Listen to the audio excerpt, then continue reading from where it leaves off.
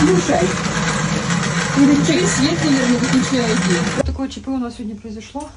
Наша небольшая котельная, конечно, надо будет ее подремонтировать, но у нас сгорел газовый насос. Если вы думаете, так легко жить в деревне, не очень-то легко.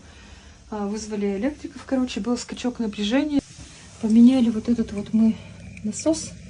Насос стоит 2500. Врубай насос. Вот сюда? Да, на кнопочку.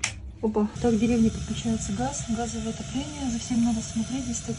Вот так работает. Это вместо русской печки.